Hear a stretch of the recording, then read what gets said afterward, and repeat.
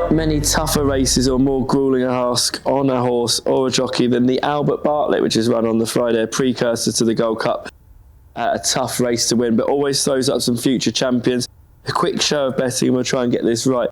Minella Crooner is the 4-1 favourite.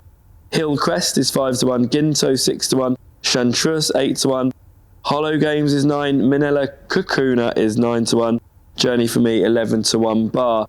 Davey, I'll come straight to you because Gordon's got a fairly strong hand here. Look, we're not quite sure what will run exactly, but will Ginto run here? Hollow Games run, who's been slightly disappointing, I would say, is fair to say. Minella Crooner is his. If we start with him ahead of the market. Yeah, he kind of slips in underneath the radar. Yeah, I was going to say, he's been well punted in the last 4 or 5 days. Yeah, and even at home, he's just another horse in the lot, but he stays really, really well, he jumps well, and he's shown a brilliant attitude when he goes to the races. So he kind of ticks a lot of the boxes for this race, as in he's got loads of runs under his belt. This year he's got bags of experience, jumps well, stays well. You know, he's a good horse.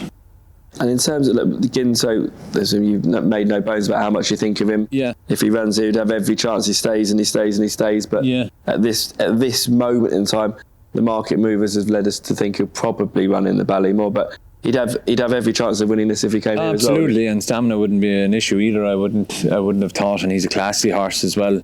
So you know he'd be your typical kind of a monkfish type of weapons amnesty type of a horse. You know, would be well capable of running in this and be classy enough to win it. Yeah. And Hollow Games, he's gone off favourite for a lot of his career races. Slightly disappointed last time. He's disappointed. Any reasoning behind that? What do you think? Not really. Look, we're hoping that it's ground. That he's just a big, massive monster of a horse, and you'd initially thought that he'd be better on a bit of juice. But he ran earlier on in the year on a bit of nice ground. Remember, we had a dry start to the season, and he handled it well then. So it could be ground, but to be honest, just would you be waiting for a fence with him, maybe? Yeah, that won't inconvenience him either. He's a big raw horse, and it just might be the year might be a bit early for him. That he could be just tapering off. But I'm sure Gordon will have him in tip-top shape when he gets there. Flynn, I'll come to you because market movers would be helpful here. Another race where we've got plenty that look like they might not run or defect to other races. Hillcrest obviously had his fall or his unseat early in the season, but then bounced back. It was really impressive last time. I know we've laid a few punters ante-post prices for future Gold Cups for him. What have we seen in this race, and what's your angle? So, in terms of money, we've seen Minella Crooner went 6-1 after the Dublin Racing Festival win, and then he shortened into 4s for doing absolutely nothing in the meantime. It's purely the fact that he was just so impressive coming second, but also the fact that the Albert Bartlett is just going to suit down to the ground. The kind of longer sweeping straight should really suit.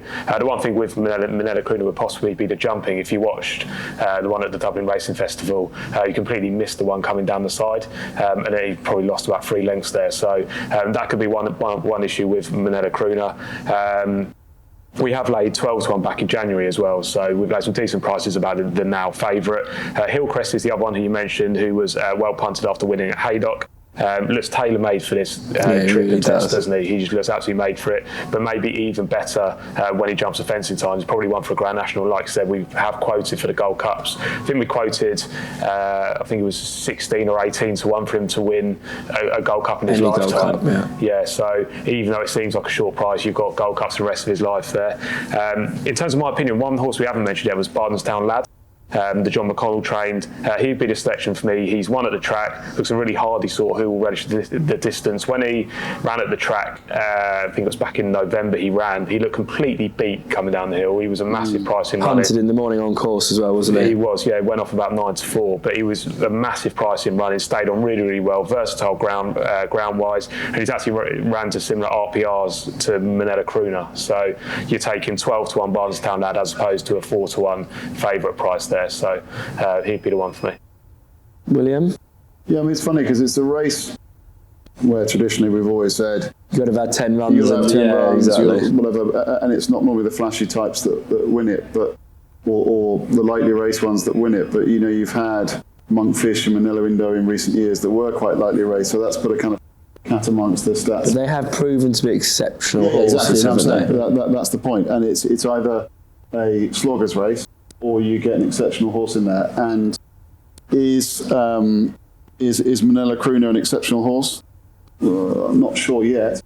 Is Hillcrest potentially? Yeah. And that's the thing with Hillcrest, is that he could be really, really good. And of the leading contenders, you have to go with him. I mean, he stays free. He's a big monster of a horse. Vito Henderson horse at the track that everyone thought was going to win, and Hillcrest just outstayed him. He's simple. He's getting better. I think he sets the bar pretty high. I mean, we might be 18 behind at that point, so it might be a good one to get a GB winner on the board. But I think he's very smart. Sean Truce was good the other day, the Bromhead horse. But no, I go Hillcrest. Same. I agree. I think he's exceptional. I think this is absolutely tailor-made for him. You know, those Hemmings horses are bred for Grand Nationals. I think he'll relish every yard of this, and I think he'll be one of my better bets of the week. At the time of recording, you've got Crooner, Ginto. What's the other one? Hollow Games. Of the three. Oh, we have a good hand. Ginto is probably the classier of them, but then we're not sure that he'll go this route. So if you don't say Hollow Games, he's going to be cross with you, Hollow Games. Yeah. Hollow Games. He is going to step up to 3 miles, so that could be a bonus too. That could happen. That could definitely happen. Yeah. Is it one of those ones? If you look at some of the horses that have come out of this race that have been great horses until the last couple of years, they always tend to have finished about 8th, 9th, 10th, you know, and this is going to be a strong race again now. This is a race where I don't think there'll be a small field. I think plenty will run here as well, and it is always a race to follow. But we'll wrap it up there, and whichever goes, best of luck.